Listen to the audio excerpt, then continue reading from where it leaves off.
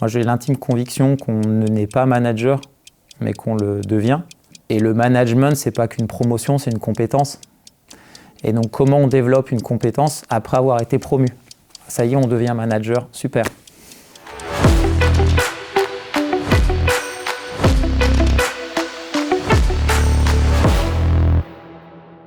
Bonjour à tous, bienvenue dans Momentum, l'émission qui donne de l'élan à votre management. Et c'est la première.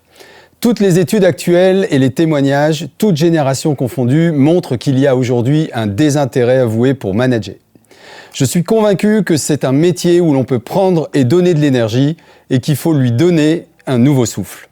En collaboration avec le studio Chamberlain, nous vous proposons une émission où l'on parle management grâce à des interviews de managers dirigeants, DRH, qui viennent partager leur expérience, témoigner de la culture managériale dans leur entreprise, et ceci à travers leur personnalité.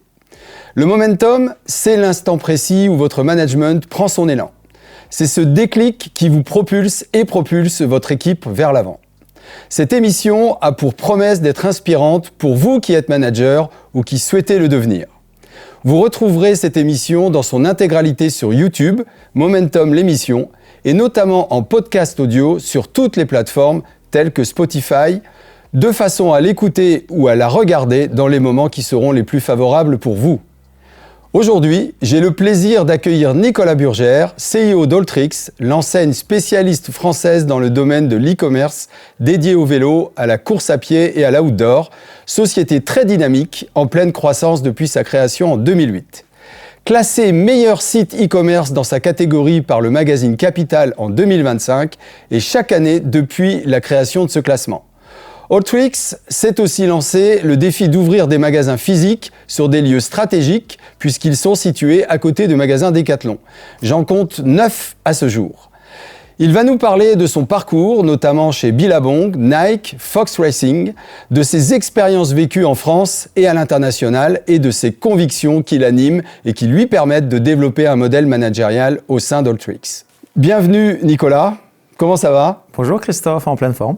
Ravi de t'accueillir dans cette première émission. J'ai commencé à développer un petit peu ton parcours, mais est-ce que tu peux nous en dire un petit peu plus sur tes expériences que tu as vécues? Je sais aussi que tu as été à l'international. Tout ça va être intéressant, on va le développer. Donc, je te laisse la parole pour te présenter. Eh bien, aujourd'hui, je suis donc le co-CEO d'Alltrix avec mon homologue Stéphane Rosy depuis bientôt 1 an et demi. Et avant cela, j'ai un parcours plutôt commercial et très international en ayant fait mes classes chez Nike. Je suis un bébé Nike. J'ai fait presque 11 ans chez Nike. Et puis après, j'ai occupé des postes de direction commerciale, direction générale pour des grandes marques de sport que sont Billabong, Fox pour ceux qui connaissent, ou Aqualung dans la plongée. Et donc j'ai eu cette chance d'opérer dans ma passion. Tu me disais hier en aparté dans nos échanges que Nike avait été vraiment formateur pour toi. En quoi ça a été formateur ? Alors, formateur à tous les niveaux parce que j'arrivais dans un groupe mondial, leader mondial de son secteur, qui donc avait développé des process de formation, des process de vente qui étaient très, très formateurs et qui m'ont suivi tout au long de ma carrière. Puis j'ai eu la chance aussi de rencontrer des managers qui partageaient la même passion, qui ont su me guider, qui étaient des mentors pour moi dans ma jeune carrière. Et chez Nike, c'est une société qui donne sa chance aux profils qui réussissent et qui ont de l'ambition. Et c'était 2 traits de ma personnalité. Moi, j'avais vraiment envie d'évoluer. Et donc, c'est une marque qui donne la possibilité pour de jeunes cadres d'avoir de nouveaux challenges tous les 2 ans. Donc j'ai eu la chance d'être promu régulièrement. À des postes différents ? À des postes différents, donc d'apprendre beaucoup sur le commerce et d'être d'abord nommé au siège France, ensuite à l'Europe, ensuite en Russie, en étant directeur commercial en Russie. Donc voilà, je dois beaucoup à cette marque-là qui m'a énormément appris. Alors j'imagine quand on fait 11 ans dans une entreprise comme ça et que notamment c'est une première expérience professionnelle, que managérialement ça apprend aussi beaucoup de choses parce que tu as dû encadrer et gérer des équipes. Oui, alors j'ai eu la chance, très jeune, de devenir manager. Je crois que j'avais 26 ans à l'époque, ce qui était quand même jeune au sein de Nike. Et tu encadrais combien de personnes à cette époque ? Et j'avais 6 personnes. 6 personnes, c'était mon vrai premier poste de manager. J'étais directeur des ventes. C'était un nouveau poste qui se créait, qui était un poste de catégorie manager, running et tennis. Et en fait, le sport, dans ces années-là, là on parle des années fin 2005, début 2006, le sport commençait à prendre les codes du FMCG, donc les Fast Moving Consumer Goods, donc les codes des L'Oréal, Nestlé et des grandes entreprises qui avaient des process de catégorie management déjà bien développés. Et c'était nouveau dans le sport et Nike a souvent été précurseur dans l'adoption des process de la grand code de la consommation dans l'univers du sport. Et donc était créé ce poste de catégorie manager qui était un poste un peu plus transversal avec à la fois la coordination des ventes mais aussi la prise en compte du marketing et des produits. Et donc j'avais la chance de créer mon équipe. Donc j'étais jeune manager qui avait la chance de recruter sa propre équipe. Tu as recruté 100% de ton équipe. J'ai recruté mais d'abord 5 collaborateurs puis 6, mais j'ai recruté tous les collaborateurs de mon équipe pour mettre en place la stratégie commerciale du running et du tennis sur l'ensemble du territoire français. Et donc j'ai énormément appris puisque j'étais avec d'autres managers plus expérimentés qui eux aussi avaient une responsabilité nationale et avec eux, on a créé des processus de formation commerciale, d'accompagnement commercial pour les équipes et on l'a écrit ensemble avec une agence de conseil qui nous accompagnait. Donc c'était intéressant d'avoir à la fois les conseils de cette société extérieure plus objective et qui eux travaillaient dans d'autres secteurs d'activité, d'autres industries et à la fois la réalité terrain et on avait créé notre propre module chez Nike de formation et ce qui est marrant c'est que on a tellement aimé ce module de formation que derrière je l'ai gardé dans les sociétés où j'ai évolué en modifiant des détails mais 90% du module de formation tel qu'on l'avait créé ces années-là, je le garde toujours aujourd'hui, 20 ans après. Est-ce que tu peux nous en dire un petit peu plus sur un petit peu les différents points qu'il y avait dans ce module et qui t'ont servi, toi, justement, à définir peut-être ton cahier des charges pour recruter les bons profils? Alors, ce qui est intéressant dans ce module, c'est que c'était très axé sur l'acte de vente en lui-même. Donc, la visite de magasins de sport, la réponse à des objections, comment traiter l'objection et comment arriver à ce que Nike puisse vendre ses collections et puisse faire de la croissance, peu importe les difficultés extérieures, le contexte ou les difficultés du détaillant en question. Donc c'était très commercial, mais ce qui était intéressant, c'est que au-delà des conseils et des points à respecter, notamment la phase de préparation, puisque 80% de la vente se fait non pas face à son interlocuteur, mais avant, dans la préparation, dans la recherche d'infos sur le client. Au-delà de ça, ce qui était intéressant, c'est qu'on avait une fiche imprimée, puisqu'à l'époque, on n'était pas forcément avec nos ordinateurs portables sur les genoux, un téléphone, un smartphone à la main, mais on avait des feuilles imprimées. Et à la fin de chaque vente, on faisait un débrief dans la voiture. C'est-à-dire qu'on était à peine installé dans la voiture, on sortait du rendez-vous, qu'on se posait, on prenait un moment de calme, 5 minutes, 20 minutes, une demi-heure s'il le fallait, et on reprenait tous les points à suivre lors d'un acte de vente. Et on avait une interaction avec vraiment un processus de feedback. Qu'est-ce que tu as bien fait? Qu'est-ce que tu aurais pu mieux faire? Qu'est-ce qu'il faut changer? Qu'est-ce que tu aurais pu dire? Et il y avait surtout une auto-appréciation du collaborateur qui, lui, s'auto-jugeait. Et nous, en tant que manager, on était là pour faire le miroir et permettre à ce collaborateur de mettre des mots, de mettre des actes et des actions sur ce qu'il pouvait développer. Ouais, ce que tu soulèves, c'est l'importance du débriefing périodique à chacune des situations pour ensuite voilà. Donc problématique très commerciale, mais adaptable à énormément de sujets en dehors du commerce par rapport à un objectif précis, savoir prendre le temps de débriefer et de surtout faire se poser la question aux collaborateurs. Pas arriver avec les clés et les réponses ou ses manquements, mais vraiment lui faire se poser les questions sur quel est son ressenti. Et donc voilà, simple conseil, mais au final qui m'a suivi pendant de longues années derrière. Tu me disais aussi, en préparation de cette interview, l'importance de faire confiance. C'est-à-dire la culture managériale anglo-saxonne et la confiance. C'est un vrai sujet aujourd'hui dans le management. Tout le monde évoque le fait que c'est important de faire confiance. Dans la réalité, C'est pas toujours le cas. Qu'est-ce que tu en as appris, toi, de cette expérience et quelles convictions tu as dans le management d'aujourd'hui? Bon, alors là, tu touches à un sujet essentiel. Je pense que sans confiance, c'est difficile pour l'individu, pour le collaborateur de s'épanouir pleinement.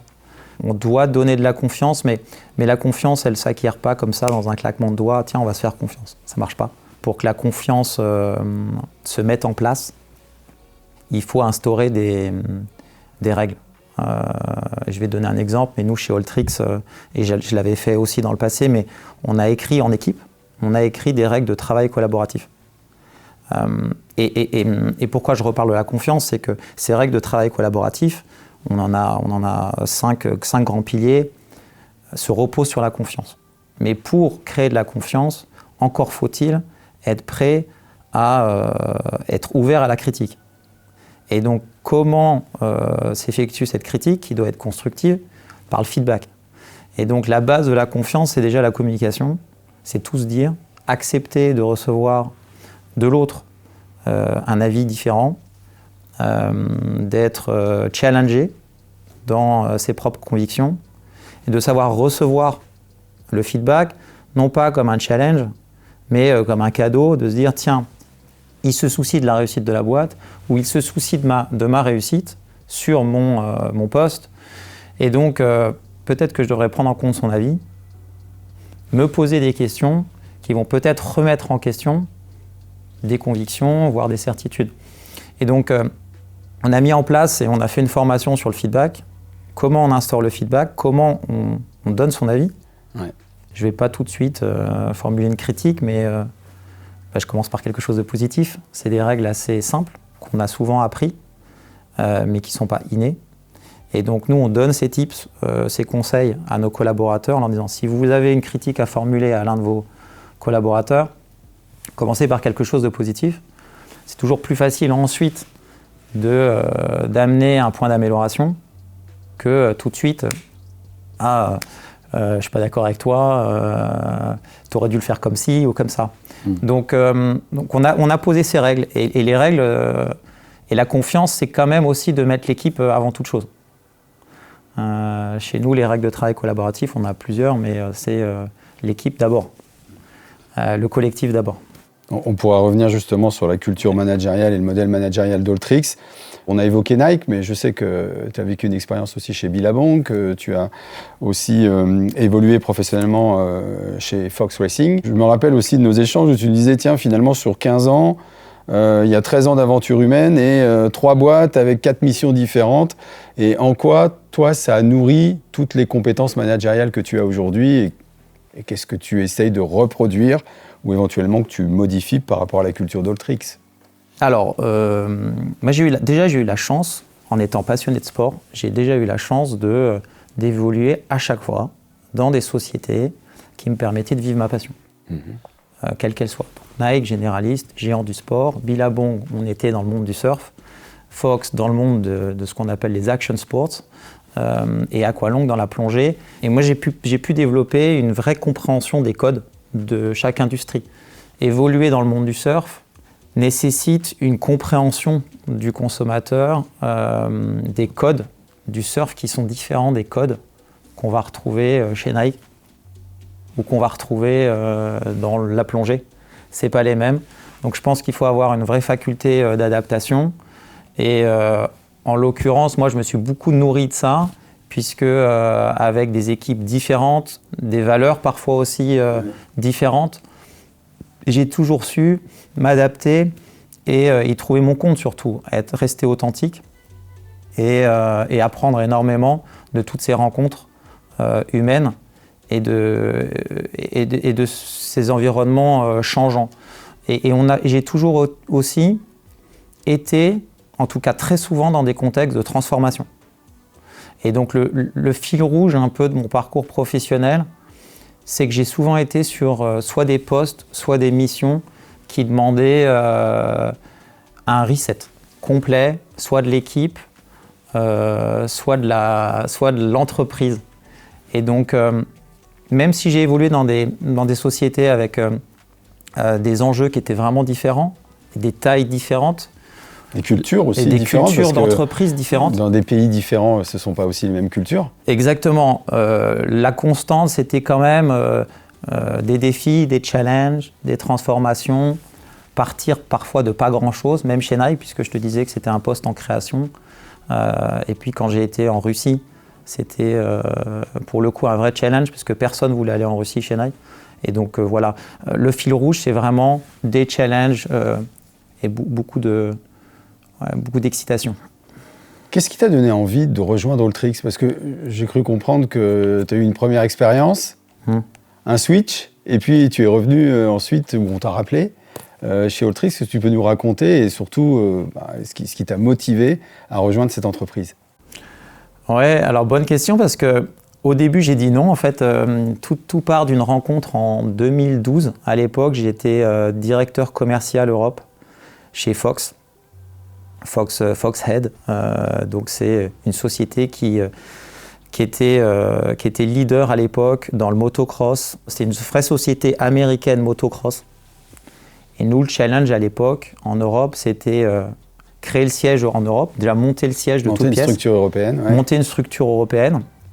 Et donc, il a fallu recruter toutes les équipes et de faire d'une société américaine motocross, d'en faire une société globale, en tout cas au moins européenne, mais crossover, c'est-à-dire motocross, mais développer une nouvelle catégorie, le VTT, mountain bike, et développer le surf. Donc ça, c'était intéressant. Et donc, dans le cadre de cette mission, à l'époque, j'ouvre le compte Alltrix, puisque je vois Gary Hansens, le fondateur d'Alltrix. Je le rencontre pour la première fois et je me souviens, je le rencontre sur une piste. Alors dans le langage, on appelle ça une piste de dirt, donc une piste de freestyle. Je crois que c'était les Crankworks pour ceux qui aiment ça. On est avec Gary, on est sur cette piste et on est passionnés tous les deux. Et je me souviens, on était sur un champ de terre, littéralement, assis tous les deux. Lui, à l'époque, son site devait faire 15 millions, un peu plus de 10 millions. Et nous, chez Fox, on était en plein développement. Et puis, il me parle de ses challenges. Et je me souviens, j'ai aimé une critique constructive sur son nom. Je lui dis, écoute, ton nom, il te prédestine à soit devenir le champion des action sports et de faire du skate, de faire du wakeboard et de t'ouvrir au dehors du VTT et du vélo, soit d'aller sur une autre transversalité qui est le vélo, le running et potentiellement les outdoors. Donc, on discute de ça. Et puis, le temps fait son œuvre. Moi, je travaille un peu plus de 2 ans. Et puis, quand il apprend que je quitte Fox et que je rejoins Billabong, il me rappelle peu de temps après. Et il me dit, rejoins-nous. Et là, la société faisait un peu plus de 40 millions. Ou pas loin de 40 millions, à peu près 30 millions. Puis, je lui dis non. Pour moi, Alltrix était une société avec une taille encore trop petite pour que je puisse vraiment apporter une valeur ajoutée. Même si j'étais passé de Nike, grande structure, à Fox, beaucoup plus petite structure. Qu'est-ce qui lui manquait pour toi?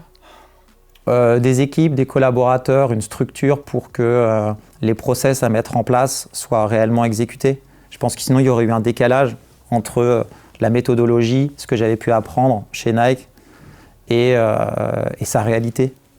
Et je pense que c'est difficile quand on vient d'une grande structure comme Nike de pouvoir toujours réussir dans une plus petite structure. Je pense vraiment que ça, c'est un piège. Aujourd'hui, je fais attention à pas forcément recruter des personnes qui viennent de grands groupes et qui n'ont fait que des grands groupes. Quel est le risque? Le risque, c'est d'avoir des personnes qui se reposent sur le travail des autres. Parce que dans les grands groupes, chacun a sa place, mais chacun a un domaine d'expression qui peut être limité. Parce que le groupe est très large. Ce que je dois comprendre, c'est que chez Alltrix, on est encore architecte et maçon. Ouais, mais bien sûr, c'est start-up, c'est-à-dire que... C'est combien de personnes, Alltrix? Alltrix, aujourd'hui, c'est 350 personnes, mais à l'époque, quand finalement je décide de les rejoindre chez Billabong, tu vois, je retrousse mes manches. Voilà. Je retrousse mes manches parce qu'à l'époque, c'est pas que ça me faisait peur, mais je pense que j'ai pris la bonne décision en disant non à l'époque. Quel a été le déclic? Ce qui a été le déclic, c'est qu'à l'époque, j'étais chez Billabong, et donc 1 an après, il revient me voir. Et il se trouve que chez Billabong, à l'époque, on était en train de retourner la boîte, qui avait eu des grosses difficultés pendant plusieurs années. Et moi, j'étais arrivé chez Billabong, recruté par un CEO qui voulait relancer la marque en Europe. Et je ne te cache pas qu'à l'époque, je me disais, tiens, il y a le train du e-commerce qui est lancé. J'aimerais vraiment me confronter à cette nouvelle manière de vendre, d'acheter, de consommer. Et Gary m'a fait une super offre, c'était donc de rejoindre son équipe, d'être son bras droit sur la partie commerce et de structurer les équipes pour accompagner la croissance sur plusieurs années. Et donc c'est dans ce cadre-là que, alors qu'on avait commencé une discussion sur une piste de VTT 2 ans avant, j'ai fini par craquer et lui dire oui, je reviens avec grand plaisir, et je l'ai rejoint fin d'année 2016. Alors justement, parlons un petit peu plus d'Alltrix et de sa culture managériale. Si tu devais la décrire, nous la décrire, tu en dirais quoi ? Écoute, chez Alltrix, on a une approche qui, pour le coup, qui donne de la liberté et de l'autonomie aux équipes. J'hésite à dire on est une société bienveillante, c'est le cas, mais c'est un terme qui devient de plus en plus galvaudé. Et je pense qu'il ne faut pas que la bienveillance tombe dans la complaisance. Donc, on est une société quand même exigeante. Est-ce qu'il y a un schéma managérial aujourd'hui qui définit des points de passage? Tu parlais tout à l'heure du débriefing, de l'importance dans ton expérience chez Nike, à chaque rendez-vous, de pouvoir prendre un temps, de capitaliser sur le moment passé pour aller vers un moment à venir en progressant. Comment tout ça peut-être t'a inspiré? Est-ce que c'est des choses que tu essaies de reproduire aussi chez Alltrix? Alors, nous n'avons pas de schéma managérial, peut-être tel que toi tu le penses. Ce qui est sûr, c'est qu'on a mis en place ces fameuses règles de travail collaboratif. Est-ce que tu peux nous en parler un petit peu? Alors, typiquement, c'est l'équipe avant tout, team first. C'est-à-dire que nos objectifs perso passent après les objectifs de la boîte. Ça, c'est fondamental. D'accord. Ensuite... Quand tu dis objectifs perso? De performance et d'atteinte d'objectifs. Parce que souvent, ce qui va se passer dans une société, c'est que les objectifs des uns peuvent aller à l'encontre des objectifs des autres.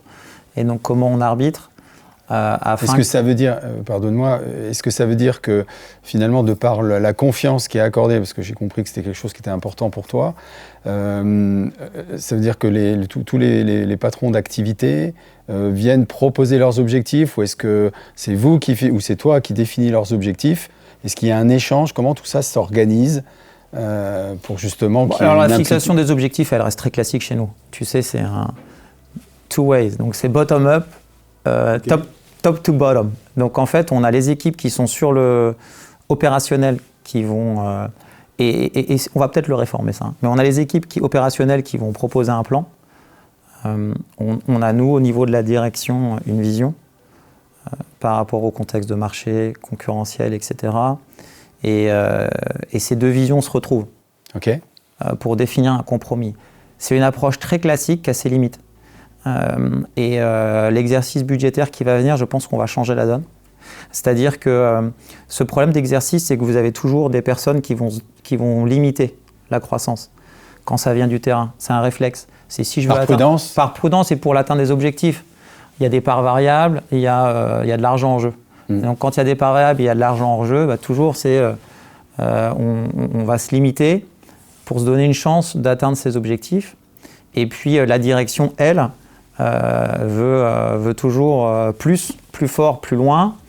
Et donc il en ressort une discussion où chacun va gagner. C'est-à-dire que pour caricaturer, vous avez l'opérationnel qui va dire on va faire 5% de croissance. Il y a la direction qui va dire il faut au moins plus 12. Et puis on va transiger au milieu. Donc on va transiger à plus 9. Le problème de cette approche, c'est que tout le monde pense avoir gagné. Tout le monde pense que c'est un bon compromis. Mais qu'en fait, en travaillant comme ça, on ne va pas chercher vraiment à démultiplier les possibles. Et donc en fait, je pense que cette année, c'est pas un scoop, mais aussi c'en est un en fait. Mais je pense que cette année, on va travailler différemment. On va d'abord travailler ensemble sur la démultiplication des possibles et avoir un travail qui n'est pas un travail budgétaire, mais qui est un travail par projet de conquête sur des catégories. Et une fois qu'on aura défini sur ces catégories la conquête, l'ambition, de cette ambition, on va en tirer un budget. Et je pense qu'en travaillant comme ça, on ira beaucoup plus loin. Ça veut dire associer les différents patrons Ouais. d'activité, à leur projection. Ouais. Et créer des ponts entre les murs et entre les départements. C'est-à-dire plutôt qu'avoir des départements qui tous donnent leurs objectifs, c'est d'avoir une ambition qui soit transversale. À partir d'une réflexion collective ? Ouais, à partir d'une réflexion vraiment stratégique.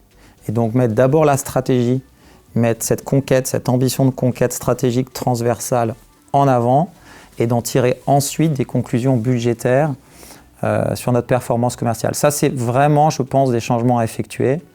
Voilà. Et après, d'un point de vue process managérial, pour répondre à ta question, on a donc ces différentes règles qu'on a mises en place. On les a mises en place en équipe, mais il y a typiquement être présent dans l'instant quand on se parle.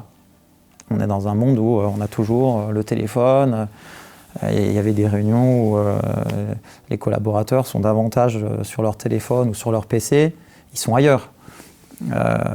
On peut fixer des règles aussi sur ça. Bien sûr, donc on pose des règles. On a posé des règles, on est présent, on est dans l'instant, on a une écoute active.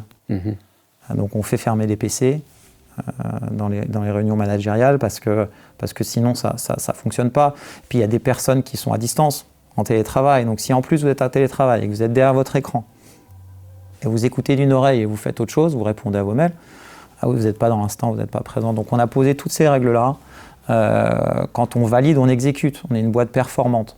Donc, pour résumer les quelques mots-clés sur notre approche managériale, il y a de la confiance, ce qui veut dire qu'on donne de la liberté, on est bienveillant mais on ne tombe pas dans la complaisance, et ensuite on est exigeant, on est performant, on a envie de gagner. Et après, ça repose sur 4 valeurs qu'on a posées. Tu vois, dans un process managérial, on a défini nos valeurs. Nos valeurs chez Alltrix, c'est un cap. Donc on dresse le cap. C'est assez facile pour s'en souvenir. CAPP, c'est cohésion, audace, passion, persévérance. Et donc on décline tous ces sujets-là. Ça veut dire que c'est notre culture d'entreprise, la cohésion, c'est qu'on travaille ensemble, on s'entraide, on surmonte les obstacles. L'audace, c'est un peu le côté start-up qu'on ne veut pas renier. On n'est plus une start-up en tant que telle, on est 350 employés, je te le disais tout à l'heure. Néanmoins, l'esprit qu'avait insufflé notre fondateur, on cherche à le garder et donc on veut innover. Derrière l'audace, il y a l'aspect d'innovation. Et ensuite, la passion, ça pourrait être une limite vue de l'extérieur parce que 80% de nos collaborateurs sont passionnés par du sport, mais on peut être passionné par un métier. Et donc pour nous, on a en notre sein, notamment dans des métiers liés à la logistique, des personnes qui ne sont pas sportives en tant que telles, mais qui peuvent développer une passion pour un métier, pour des compétences. Et ça, c'est ce qu'on va le rechercher. Nous, si quelqu'un n'est pas du tout sportif, mais qu'il est passionné par ce qu'il fait, qu'il aime ce qu'il fait, c'est génial, parce qu'on a des personnes qui vont apporter de l'énergie, du dynamisme. Donc ça, c'est ce qu'on recherche, cette passion. Et à la fin, c'est la persévérance. On peut se tromper, mais ce qui est important, c'est de réessayer. C'est de recommencer, c'est de ne pas lâcher quand on pense que l'objectif est le bon à aller chercher. Donc voilà, on a posé ces valeurs, on a posé ces 4 règles collaboratives qui après, mises ensemble, définissent un schéma managérial. Là où on peut s'améliorer dans le management, parce qu'on n'est pas encore à maturité, on a beaucoup de progrès à faire encore dans le management, c'est dans l'accompagnement et la formation de nos managers. Moi, j'ai l'intime conviction qu'on n'est pas manager, mais qu'on le devient. Et le management, c'est pas qu'une promotion, c'est une compétence. Et donc, comment on développe une compétence après avoir été promu ? Ça y est, on devient manager, super.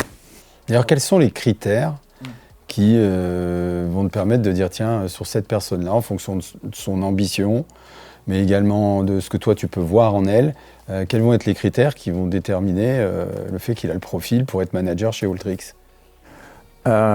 Écoute, je pense que on va chercher des personnalités responsables. Ouais. C'est-à-dire qu'on donne beaucoup de liberté à tout le monde. Il y a ceux qui en prennent et qui, par eux-mêmes, ne se responsabilisent pas. Je pense que ceux-là, ils ne s'en rendent pas forcément compte, mais ils vont pas devenir managers chez Alltrix. Nous, on a besoin d'un personnel qui se responsabilise, autonome, mais qui se responsabilise, c'est-à-dire qui va prendre des décisions liées à l'intérêt d'Alltrix, liées à l'exécution et à la performance. Et donc, qui va faire sienne ses valeurs et qui va vouloir les appliquer à la poursuite d'une ambition. Donc c'est pour ça que je pense que nous, ce qui est essentiel, c'est qu'on va identifier au sein de nos collaborateurs ceux qui prennent des initiatives. Donc, cette liberté qu'on donne, à un moment donné, le but c'est quoi? C'est qu'on te permet de prendre des initiatives, de proposer des projets qui ne sont pas forcément dans la roadmap, mais on est à l'écoute. Et on peut changer, comme on est encore en mode start-up pendant l'année, si on a des projets qui ont plus de sens et qui n'étaient pas identifiés ou budgétés. D'où l'enjeu de revoir notamment le processus budgétaire. Exactement. Qu'on a évoqué, qui va au-delà d'ailleurs. Voilà, on est prêt à changer ça. Donc on a besoin de collaborateurs qui prennent des initiatives, qui sont responsables et qui ont de l'énergie, et une énergie contagieuse. Typiquement, moi je trouve que souvent, dans l'entreprise, tu as des personnes, il y a 3 types de collaborateurs, alors c'est peut-être un peu réducteur ce que je vais dire, mais tu as ceux qui vont décupler les énergies, ce qu'on peut appeler les multipliers. À ton contact, tu vois, ils te touchent, ils te contactent, et puis d'un seul coup, tu es boosté. Parce qu'à leur rencontre, tu es stimulé, et tu vas avoir envie de donner plus. Il y a peu de gens comme ça. Et ces gens-là, quand on les identifie, on les accompagne, et c'est des personnes qui, aujourd'hui, au sein d'Altrix, on leur confie des responsabilités. Il y a des personnes neutres, pas de problème. Les personnes neutres, c'est des personnes qui n'ont pas forcément une énergie extraordinaire, mais qui ne sont pas forcément des obstacles à la stratégie d'entreprise. Ils suivent, qui sont plus suiveurs que meneurs. Ils sont plus suiveurs, et ça, c'est la grande majorité des collaborateurs.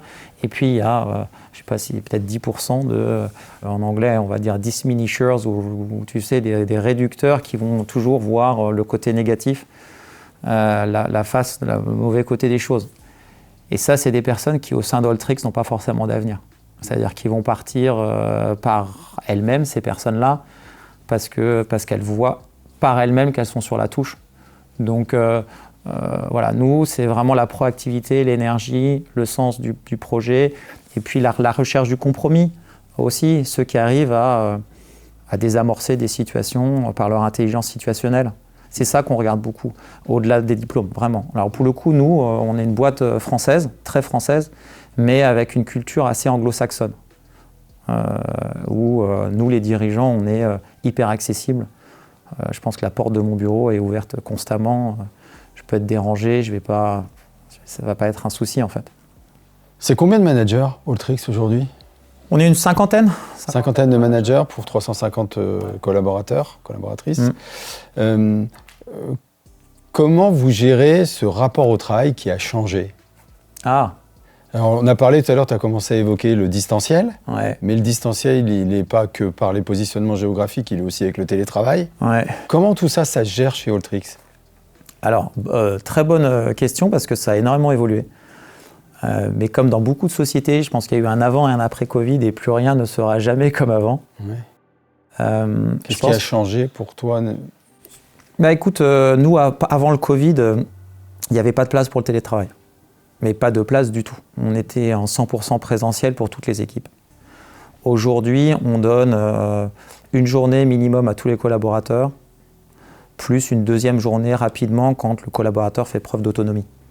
Et donc aujourd'hui, on a un équilibre où nos collaborateurs bénéficient pour la plupart de quasiment 2 jours de télétravail. Ce qui est massif, puisqu'on parle de quasiment 40% du temps qui n'est pas forcément effectué en entreprise.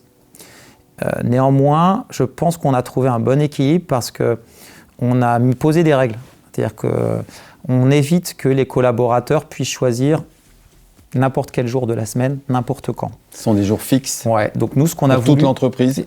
Ouais, c'est des jours fixes avec des possibilités de faire des exceptions, mais ce sont des jours fixes. En clair, lundi, mercredi, vendredi, c'est tous au bureau. Tous au bureau parce que ça permet de se retrouver et de savoir que quand on a des réunions d'équipe, le lundi, le mercredi, le vendredi, tout le monde sera là. Tout le monde sera au bureau. On évite, et donc il est interdit de prendre 2 jours d'affilée en télétravail.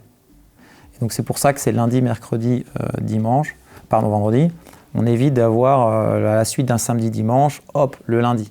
Donc on a une fois par mois la possibilité de prendre un lundi ou un vendredi sur demande. Mais voilà, les règles sont établies et ça permet de maintenir des temps d'équipe forts, réguliers, qui permettent au projet d'avancer. Je pense que si on n'avait pas ces règles-là, on mettrait en danger l'exécution de nos projets. Et il n'y a rien de plus pénible que de voir des projets qui durent, qui glissent, et de voir les deadlines qui glissent. Donc nous, ce qu'on essaye vraiment, c'est avec le télétravail, d'avoir une structure qui nous permette d'éviter que la distance devienne un frein. Donc aujourd'hui, ce n'est pas du tout un frein. Je pense qu'on a un bon équilibre avec temps pro, c'est-à-dire temps que perso. tu n'envisages pas de revenir à une journée, par exemple, parce qu'on lit beaucoup d'entreprises qui justement se posent la question de se dire soit de revenir au total présentiel, ce qui certainement ne sera pas facile, mais ou de diminuer le nombre de jours. Ce n'est pas un sujet chez Alltrix aujourd'hui? Non, parce qu'on n'est pas allé trop loin. Et certaines entreprises avaient donné 3 jours, 4 jours, avec pas de règles. Je prends le lundi, donc ils n'arrivaient pas justement à se retrouver en équipe. Je pense que nous, parce qu'on a mis des règles et parce qu'on a mis des limites très tôt, ça fonctionne en fait. Et non, aujourd'hui, ce n'est pas un sujet. Alors peut-être qu'un jour, on reviendra à une journée et qu'une seule journée, mais ça serait un vrai retour en arrière. Ce n'est pas du tout à l'ordre du jour aujourd'hui. On a un équilibre télétravail, présence physique qui est, je pense, le bon. Et le dernier point, c'est que nos équipes sont jeunes. On a 32 ans de moyenne d'âge. Et donc, à 32 ans de moyenne d'âge, ça fait partie des sujets, le télétravail, qui sont parmi, parfois au-delà même du salaire, qui font partie des demandes de nos collaborateurs qui recherchent cet équilibre. La première question, c'est quelle est votre politique de télétravail en recrutement ? Donc, comme la nouvelle génération est très portée sur ces sujets-là, c'est aussi un élément de recrutement. Nous, on fait confiance, voilà, on responsabilise. Encore faut-il après que le collaborateur donne entière satisfaction sur ces critères-là. Ouais. Restons un peu sur le télétravail. Est-ce que pour toi, ça peut nuire à la cohésion d'équipe ou à la productivité ? Bien sûr. Tu vois, c'est pas parce qu'on donne 1 à 2 jours qu'on va être naïf par rapport au fait que le télétravail peut vraiment influer sur la cohésion d'équipe. Et du coup, qu'est-ce que tu mets en place ou qu'est-ce que l'équipe met en place pour justement mesurer ça ? Nous, tous les trimestres, on fait une enquête. Une enquête auprès des collaborateurs, très poussée, avec une note de 0 à 10 sur la satisfaction du collaborateur, ses obstacles, son opinion, est-ce qu'il est bien informé, est-ce qu'il reçoit suffisamment d'informations, est-ce qu'il a les outils à sa disposition, humains, techniques, financiers, pour réussir dans sa mission. C'est quelque chose que vous avez créé ou co-créé avec un organisme, vous vous êtes fait accompagner pour ça? On est accompagné on fait un sondage dit Blixo. Et donc en fait, on mène ce sondage tous les trimestres. D'accord. Donc tous les trimestres, on prend la température de tous nos sites. On a 3 principaux sites plus nos 9 magasins. Donc on a 12 sites. Et donc pour chaque site, on a une note moyenne globale. On connaît sa tendance à la hausse, à la baisse. On connaît l'humeur à la hausse, à la baisse. Il y a des champs d'expression libres. Et donc, on a des collaborateurs qui nous disent, avec leurs mots parfois, avec leur langage, et qui sont très directs, ce qui va pas. Et donc, tout est lu. Et donc, sur 350 employés, on a un taux de réponse moyen au-dessus de 80%. Donc, c'est très élevé. On a une satisfaction, je crois, qui est au-dessous de 8 sur 10. Recommanderiez-vous Alltrix à votre entourage ? On est à plus de 8 sur 10. Donc on n'est pas parfait. Les résultats sont présentés aux équipes? Les résultats sont présentés chaque trimestre. Chaque trimestre. Donc là, à la fin du mois, on a ce qu'on appelle un town hall. Et donc, on va partager aux équipes tous les trimestres les résultats du sondage. Et on adresse les sujets. Quand une équipe a un score moins élevé, on le dit, on ne s'en cache pas. Et on va traiter le sujet avec l'équipe. Et on essaye de mettre évidemment des mesures correctives pour corriger cette notation. Donc est-ce que cette correction, elle vient surtout du board, ou est-ce qu'il y a un point de rencontre, un peu comme tu l'évoquais pour les projets et les objectifs, est-ce qu'il y a un point de rencontre entre ce que l'équipe s'engage à mettre en œuvre aussi pour évoluer, parce que je considère toujours que la part de responsabilité, elle est des deux côtés, c'est-à-dire qu'une situation qui ne me convient pas, je peux aussi agir pour qu'elle soit davantage mieux vécue. Et évidemment, il peut y avoir une attente de l'équipe de direction. Comment se fait ce point de rencontre ? C'est principalement le rôle des ressources humaines. Ouais, notre département, là, pour le coup, ressources humaines, fait ça bien. C'est désamorcer les sujets ou au contraire, apporter une réponse immédiate ou en tout cas le plus rapidement possible à un problème. Si conflit il y a, on crève l'abcès, on invite les collaborateurs concernés à rentrer dans le détail pour trouver une solution.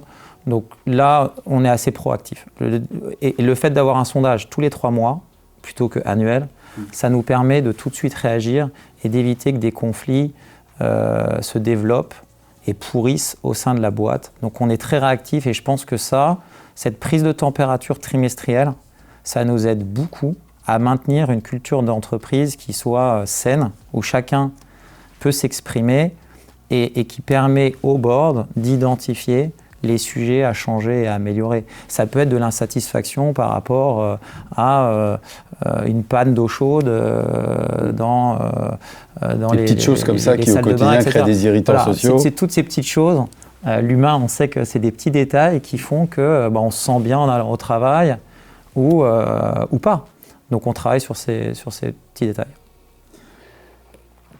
Quelle est aujourd'hui, de ton point de vue, sur le plan management, toujours la principale difficulté à laquelle tu es confronté ou à laquelle le board est confronté ? Difficulté, la principale chez nous, j'évoquais tout à l'heure les sujets qui peuvent glisser dans le temps. Ça, c'est une vraie difficulté. Tu as un exemple à nous donner ? Des exemples, il y en a nombreux, mais on se fixe pour objectif d'exécuter une mission sur Q1. Et sur Q1, elle n'est pas effectuée, exécutée, et elle va glisser sur Q2. Alors, il y a toujours bonne raison. Et ça, je pense que c'est un vrai sujet chez nous. C'est pour ça que je parlais de bienveillance et de complaisance tout à l'heure. Le problème de la bienveillance, c'est qu'à force d'être trop bienveillant, s'il y a toujours une excuse, une raison, jusqu'à quel moment il faut l'accepter ? À quel moment on met un stop à tout ça ? Et donc pour nous, c'est de trouver le bon équilibre entre garder un climat qui soit toujours basé sur la confiance, mais il y a des livrables quand même, il y a des points de passage sur lesquels il faut Donc nous aujourd'hui, ce qu'on est en train de mettre davantage en place, c'est qu'on a mis en place en début d'année ce qu'on appelle désolé pour tous les anglicismes, mais c'est terrible, hein, c'est le monde du travail. On met des objectifs résultats clés, OKR, et donc on a mis en place des tableaux de suivi par pôle avec des KPI bien précis et avec surtout un temps de livrable et une deadline. Et donc ça, c'est nouveau pour nous, ça nous permet d'éviter que ça glisse, parce que ça, c'est un vrai enjeu. C'est aller vite, garder du rythme. Et pas tomber dans une léthargie un peu facile. Donc voilà, on veut pas tomber dans... en tout cas, nous, on essaye que les managers ne tombent pas dans une zone de confort. Et ça fonctionne parce que, en tout cas, je pense à l'un de mes collaborateurs proches, avec lequel ça glissait beaucoup. Et en discutant de ce sujet-là, et en mettant en place cet outil d'OKR et de timing et de deadline à respecter, c'est aujourd'hui lui qui est sans doute celui qui, maintenant, à mes côtés, est le plus exigeant sur le timing et sur le rythme à donner. De ne pas perdre de rythme, de toujours rester dans le rythme. Voilà, ça pour nous, c'est un vrai enjeu. C'est de faire en 1 an ce qu'on doit faire en 1 an et pas de le faire en 2 ans. Tu évoquais aussi, dans le cadre de la préparation de cette émission, l'importance d'aller peut-être un peu plus vers la gestion de projet. Aujourd'hui, est-ce que c'est quelque chose que tu envisages est-ce que les managers sont formés à ça ? Est-ce qu'ils ont pratiqué ça par le passé ? Ça me semblait être un enjeu pour Alltrix. Donc, quelle place tu veux donner à la gestion de projet ? Peut-être que c'est une des solutions pour justement suivre les choses dans le temps. Ouais, je disais tout à l'heure que manager, c'est pas qu'une promotion, c'est une compétence. Moi, j'en suis persuadé. Ouais. Et c'est là où nous, on doit faire mieux. Aujourd'hui, on a besoin d'accompagner nos collaborateurs sur une formation ad hoc à la gestion de projet.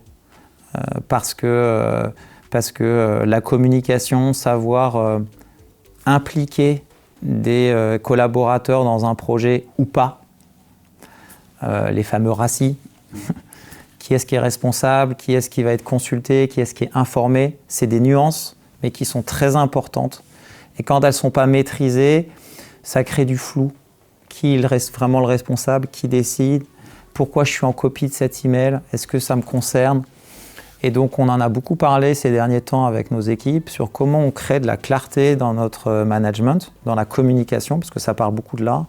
Et ensuite, comment on a des porteurs de projets qui, sur une problématique donnée, ne font pas du one-to-one en allant voir une personne, et puis ensuite dans un autre service une autre personne, et puis ensuite dans un troisième service une autre personne, mais qui vont prendre ce sujet, comprendre que c'est un projet à part entière. Et donc, parce que c'est un projet à part entière, je vais impliquer tout de suite différents services en même temps. Je vais introduire le projet, je vais fixer une roadmap et je vais suivre les règles de gestion de projet habituelles. Quels sont les objectifs, les raisons pour mener ce projet, quelles sont les améliorations escomptées, quelle est la roadmap, qui est impliqué, etc., etc. Et ça, c'est quelque chose, c'est un vrai point sur lequel on travaille avec les ressources humaines pour savoir quelle est la meilleure réponse à adopter. Aujourd'hui, on s'appuie sur une société qui nous accompagne pour la formation des collaborateurs sur le management. Donc, on a des cycles pour devenir manager avec différents niveaux, niveau 1, niveau 2. Et donc, on accompagne nos managers tout au long de leur évolution. Mais il faut qu'on soit beaucoup plus spécifique sur la gestion de projet. Et je crois qu'on avait parlé une fois lors de notre discussion de ce besoin en interne que j'ai décelé et qui pour moi est important, c'est de mettre en place, notamment pour les managers qui font partie du comité de direction ou du cercle élargi autour du comité de direction, parce que j'ai la conviction c'est le middle management qui fait le succès d'une entreprise. Donc soit on a des middle managers qui sont en pleine maîtrise de ces sujets, qui savent gérer des projets, et donc on va créer le momentum, on va mettre de l'énergie dans les équipes et on va les insuffler autour d'une cause commune. Soit on va avoir des personnes dans l'entreprise qui vont avoir des prises d'initiative un peu isolées, et puis ça va être des discussions entre deux personnes qui ne vont pas avoir d'impact, pas de portée, pas d'élan collectif. Et donc, si on veut créer un élan collectif, on est obligé de travailler, d'adopter le mode projet.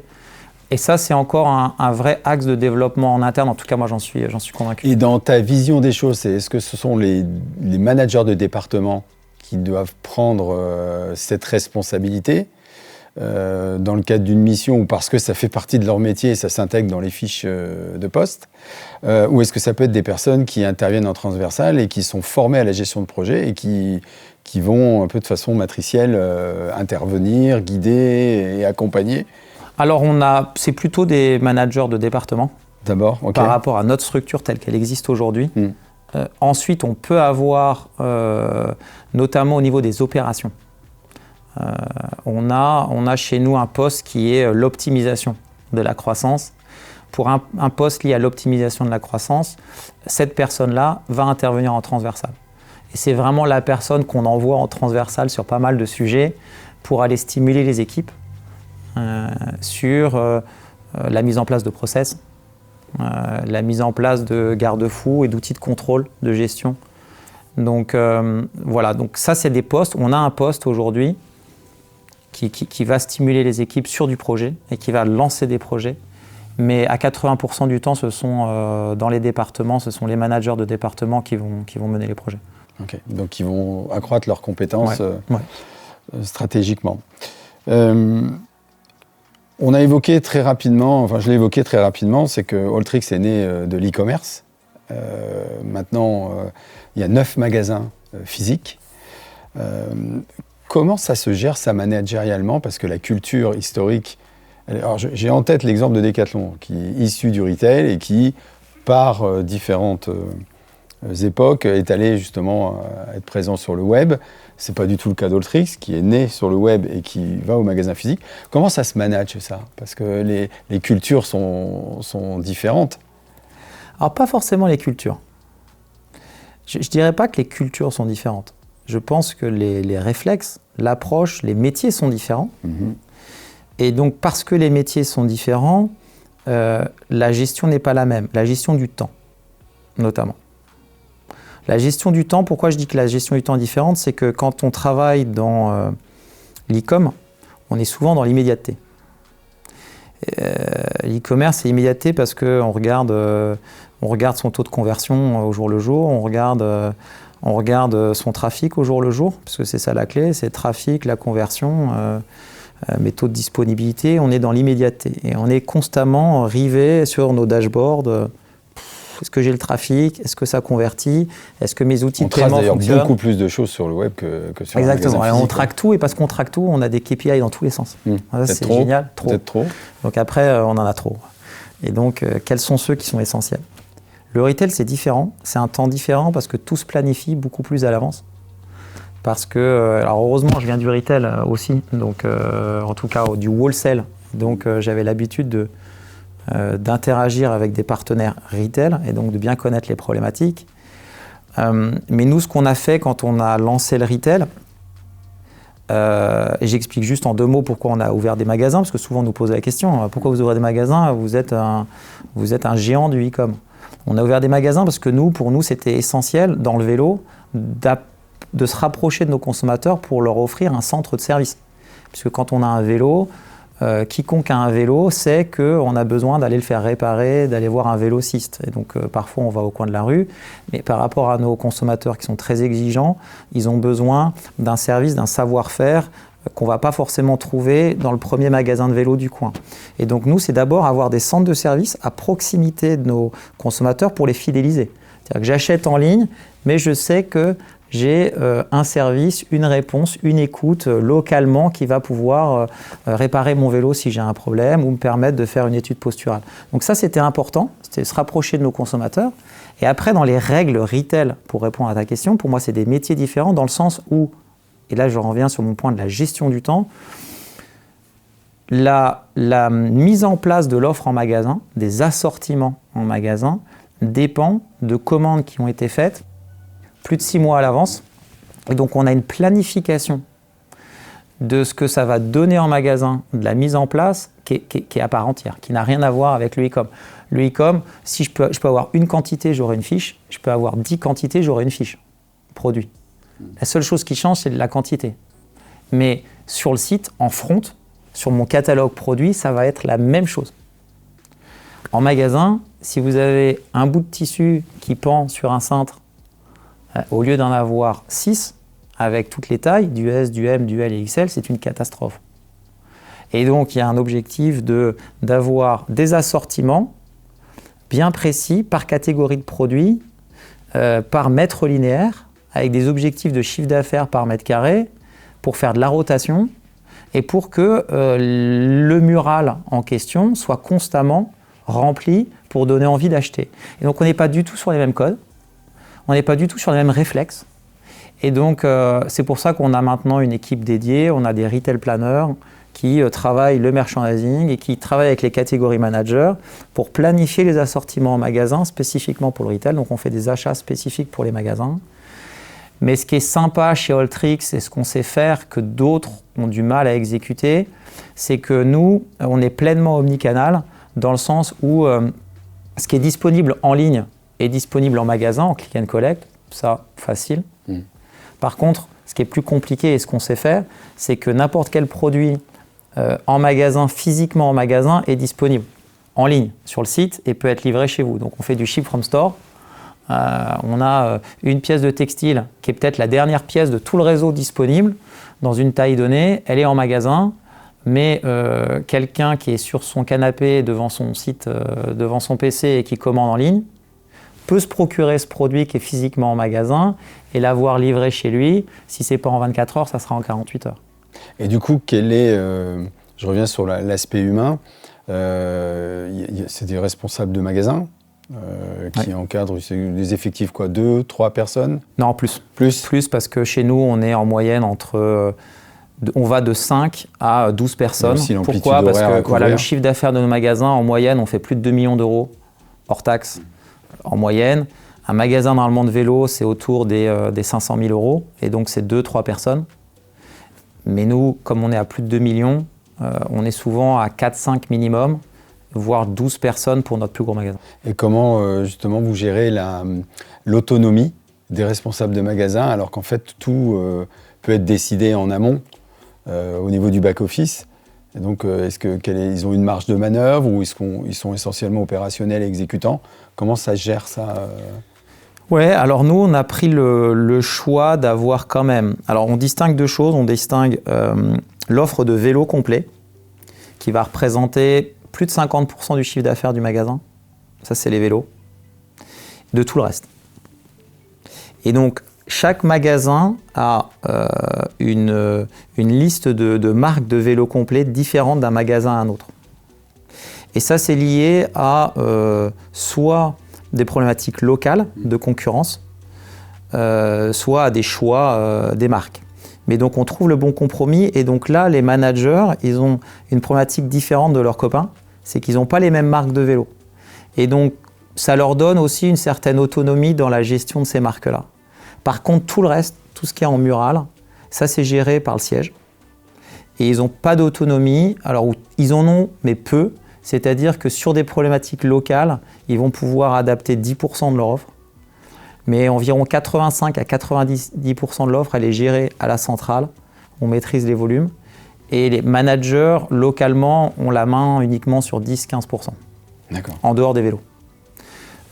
Et je pense que ça, c'est un équilibre qui fonctionne plutôt bien. Et alors après, ils ont une dernière autonomie, et c'est là où ils se font plaisir, c'est que même si c'est beaucoup drivé par le siège, on organise beaucoup, depuis nos magasins, des événements sportifs.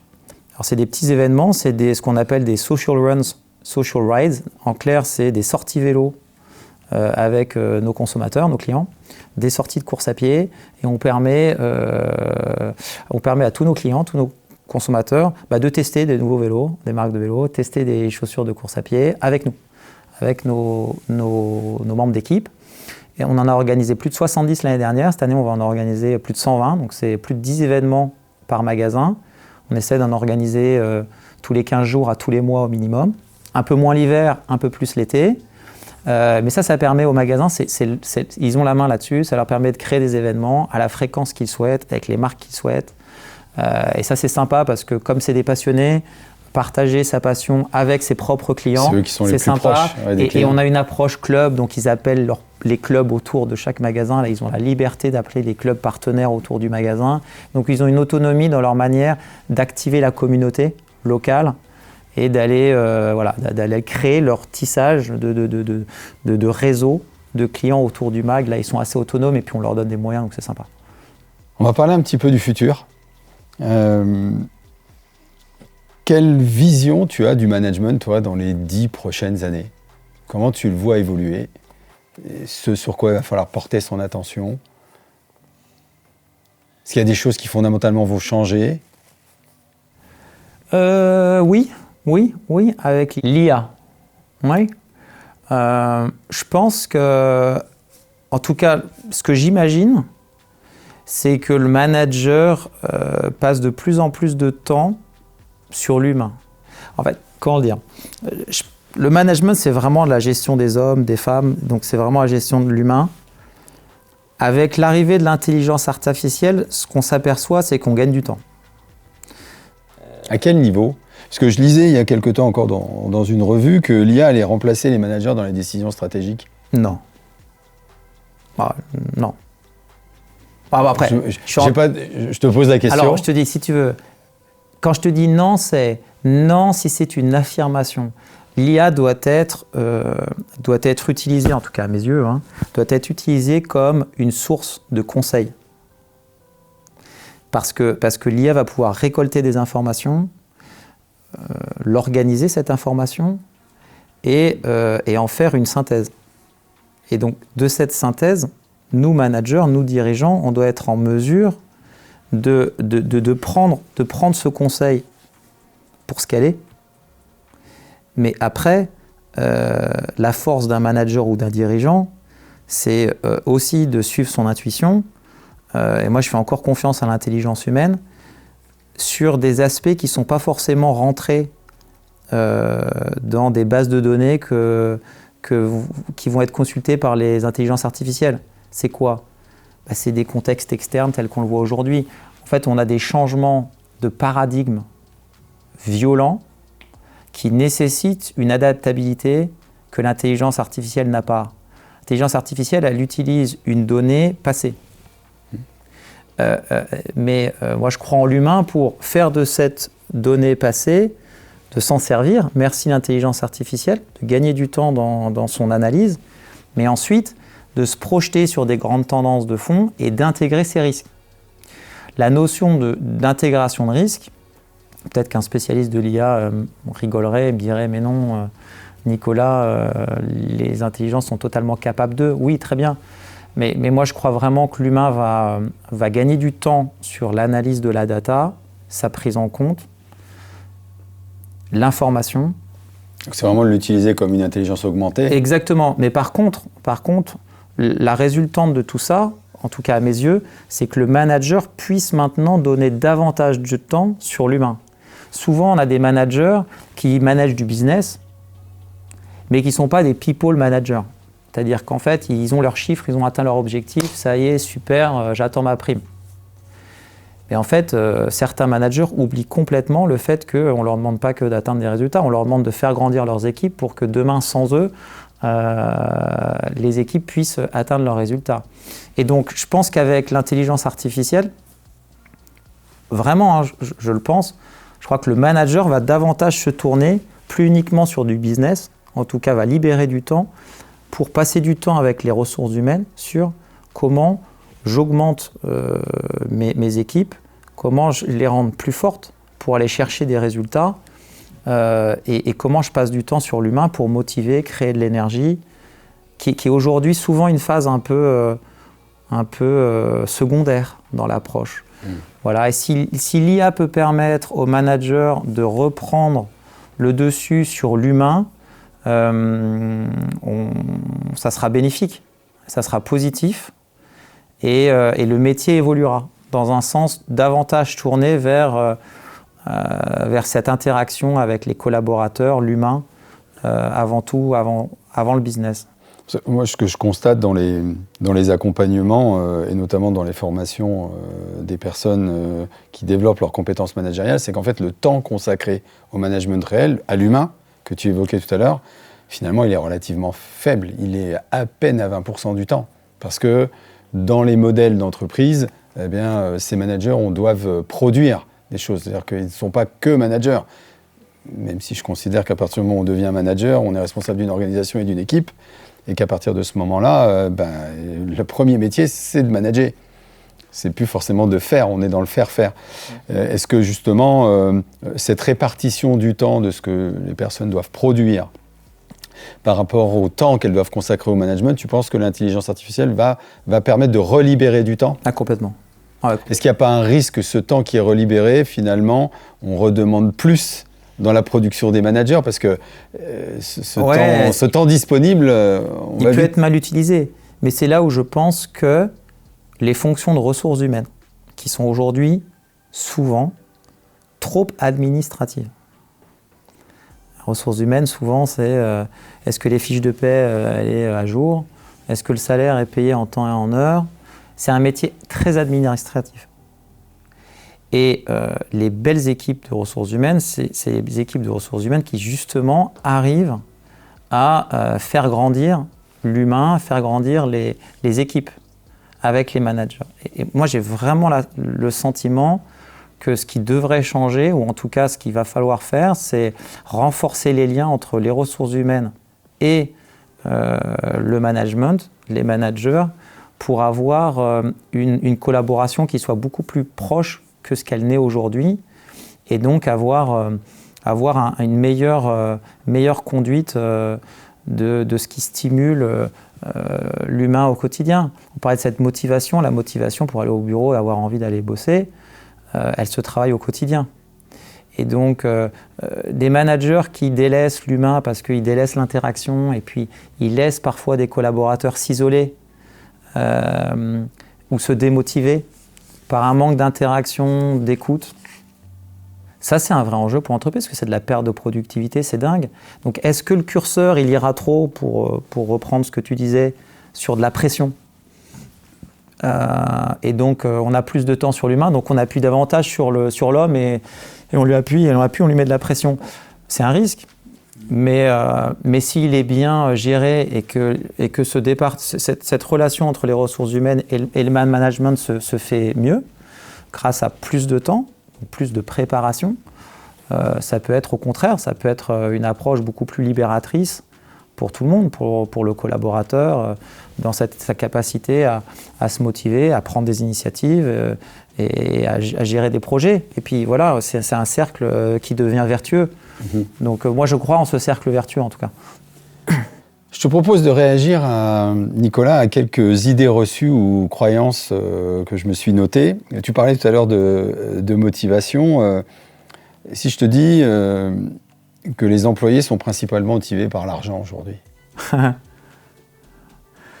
veux mon avis là-dessus ? Oui. Surtout peut-être avec les nouvelles générations qui arrivent dans l'entreprise. Je te dirais, pas toujours. Alors, ce qui est sûr, alors déjà, l'argent, c'est pas mal. Tu vois, moi, j'ai un côté pas très français là-dessus. L'argent, c'est pas mal. Je suis anglo-saxon. C'est bien de gagner de l'argent. C'est super de gagner de l'argent. L'argent n'est pas une fin en soi. Et donc, ce qui est important, c'est d'arriver à ce que la raison pour laquelle un collaborateur nous rejoigne, ça ne soit pas l'argent d'abord, mais le projet, la mission, le métier. Mais quand on délaisse l'argent, on se trompe. Parce qu'en fait, même si la mission, même si le métier, même si le challenge est le plus important, délaisser l'argent, c'est prendre le risque d'être confronté à un départ qui n'est pas anticipé parce qu'on aura délaissé un critère majeur dans la motivation, qui est que derrière l'argent, c'est quoi ? C'est pas tant l'argent, c'est la réalisation personnelle. Parce qu'on a tous une autre vie en dehors du travail, et l'argent permet de s'accomplir et de se réaliser. Et donc, à un moment donné, il faut que le collaborateur se dise que s'il est dans cette entreprise, dans cette entreprise collective, au fil des ans, il va pouvoir, à travers sa rémunération, réaliser des envies perso et construire sa vie perso de manière équilibrée. Et je pense qu'une entreprise qui délaisse cela en disant « l'argent c'est mal », donc si tu ne viens pas pour le métier, donc tu n'as rien à faire chez nous parce qu'en fait, si tu viens pour l'argent, c'est mal. C'est des entreprises qui se trompent, en tout cas, parce que c'est important d'intégrer cet aspect-là, c'est essentiel. Voilà. Et donc la difficulté, c'est toujours de trouver cet équilibre. On a la chance chez Alltrix d'être entouré de passionnés, et les passionnés, il faut qu'on a beaucoup de personnes qui font des fois des efforts sur l'argent, mais il ne faut pas trop leur en demander. Est-ce qu'on peut bien gagner sa vie en travaillant chez Alltrix, quel que soit son statut social dans l'entreprise ? Oui, bien sûr. Ouais, bien sûr. Par exemple, personne n'est payé qu'au SMIC. Donc c'est SMIC plus. Voilà. Il n'y a pas de personne. Système d'intéressement, mensuel, trimestriel, de variables, individuelles, même à la logistique, qui sont souvent des postes d'entrée chez nous en termes de rémunération. Les personnes les plus performantes sont celles qui obtiennent le plus. Et je crois, moi, à titre personnel, beaucoup à la différenciation. C'est à la méritocratie. Tu obtiens de meilleurs résultats, tu dois être mieux payé, puis tu dois le voir. Alors, est-ce que notre politique de rémunération est parfaite ? Non. On a encore des fois des cas où on se dit, mince, il faut rattraper telle personne, et il faut pouvoir l'accompagner sur 2 ou 3 ans, et on lui dit de manière transparente. Certains collaborateurs sont chez nous depuis plusieurs années. Et on s'aperçoit, et c'est souvent le piège des entreprises, que pour certains collaborateurs qui sont là depuis 10 ans et qui ont des augmentations régulières, mais limitées en pourcentage, que quand on recrute quelqu'un qui vient de l'extérieur et qui était parfois mieux rémunéré, dans les grilles de rémunération, on a besoin de trouver le bon équilibre. Donc nous, on a nos grilles de rémunération, et il y a des personnes qu'on essaye de rattraper, quand on voit qu'il y a des décalages qui se créent. Mais on a posé ces grilles de rémunération pour être sûr que, par rapport à des métiers donnés, on n'ait pas de décalage qui soit injustifié. Donc ça, c'est essentiel. Autre croyance ou idée, un manager doit être aimé de ses équipes pour être efficace ? Non. Est-ce qu'on doit être aimé de ses équipes ? Ça dépend comment tu définis. Non, je pense que, je ne sais pas si c'est aimé, mais respecté. je mets le curseur pas forcément sur le... Tu as souvent évoqué le mot bienveillance et la prudence par rapport à ce mot-là. Moi, j'avoue que la bienveillance, bon, ça fait comme tous les termes qu'on entend beaucoup, ça finit par être galvaudé et on ne sait plus en donner le sens. Moi, j'aime bien parler de considération, de reconnaissance. Très juste. Moi, voilà, chaque collaborateur, la notion de reconnaissance, alors ça, pour le coup, ça c'est fondamental, c'est bien que tu en parles. Il est indispensable de reconnaître l'apport de chaque collaborateur, ses succès, célébrer les victoires. Cette reconnaissance, c'est ce qui tue des fois la relation entre un manager et ses employés. Un employé qui est pas reconnu pour ce qu'il fait, et des fois c'est simple, hein. Des fois c'est gratuit. Hein. C'est un merci, un email dédié, une mise en avant devant tout le monde, parce que ça fait toujours plaisir. Et ça coûte pas cher. La reconnaissance coûte pas cher. Et elle fait bien plus des fois que l'argent, bien plus. Parce que l'argent, on le voit sur son compte en banque, ceux autour de nous ne le savent pas. La reconnaissance, tout le monde l'a vu. Et donc, comme on a un rapport aux autres aussi, et qu'on a tous cet amour-propre qui fait qu'on a besoin de reconnaissance, la priorité, c'est la reconnaissance. Donc, pour revenir à ta question, c'était exactement, tu me disais... Un manager doit être aimé de ses équipes pour être efficace. Est-ce qu'il doit être aimé? Non, je pense qu'il doit être respecté. Il doit être respecté parce qu'il doit être exemplaire. Si le manager... En fait, pour moi, pour être efficace, il faut être exemplaire dans sa relation à l'autre et dans sa manière de travailler. Moi, je crois vraiment à l'exemplarité du manager. Quand on est exemplaire, on a des équipes qui adhèrent, en règle générale, et qui vont se donner. C'est ce côté rôle modèle. Pour moi, le manager, pas forcément qu'on l'aime, mais on se dit, waouh, respect. Respect parce qu'il est exemplaire, parce que c'est lui qui imprime le rythme, parce que dans sa communication, il me donne envie de... Voilà, c'est plus le terme aimer. Je pense qu'il faut qu'on ait envie de se donner pour lui, comme dans une équipe sportive. Tu parlais d'envie. On arrive à la fin de l'émission. Qu'est-ce que tu auras envie de dire à nos auditeurs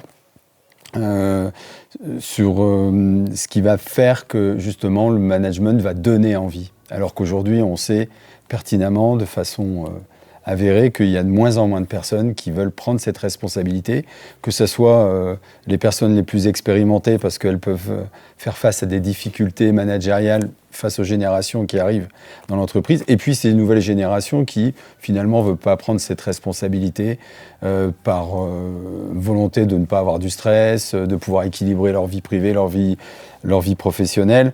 Qu'est-ce que tu auras envie de dire, toi, pour donner envie de manager ou redonner envie de manager? Est-ce que tu partages déjà ce constat? Oui, je partage ce constat parce que je pense qu'on est dans une société qui déresponsabilise beaucoup l'individu. Dès l'enfance. C'est pas la société dès l'enfance, à l'école. Fais pas ci, tu vas te faire mal, on dérisque. On veut un risque zéro. Et ce risque zéro, c'est l'encontre de l'humain. L'humain, c'est la vie, mais être humain, c'est la vie, c'est la mort. Et donc, ça veut dire qu'il y a du risque dans la vie. Ôter le risque, c'est ne plus vivre pleinement. Et donc, déresponsabiliser, c'est ôter un aspect de la vie, qui fait la vie. C'est que l'échec est possible et qu'en fait, on ne peut pas juste être dans une équipe et qu'on ne va pas forcément réussir. Et que ça va être la faute de quelqu'un d'autre si je ne réussis pas. Voilà. Et comme on est dans une société qui a tendance, je trouve, à déresponsabiliser beaucoup, à toujours excuser et à trouver des raisons pour, au lieu juste de nommer le réel. Je pense qu'un des enjeux, c'est qu'on a une nouvelle génération qui ne grandit pas dans un environnement qui donc va les amener demain à prendre des mesures responsables.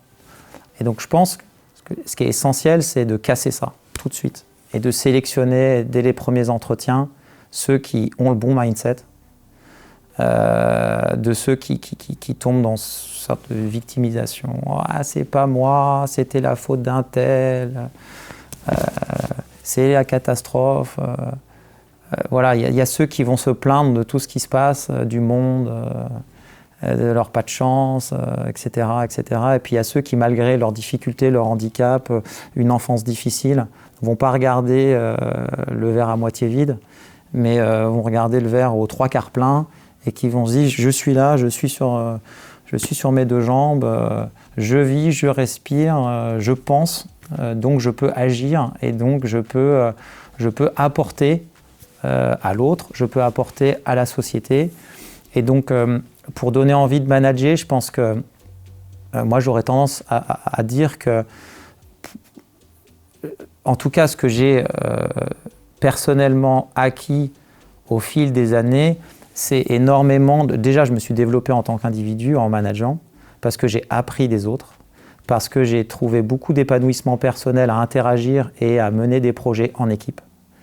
Parce qu'en fait, seul on va plus vite, mais ensemble on va plus loin.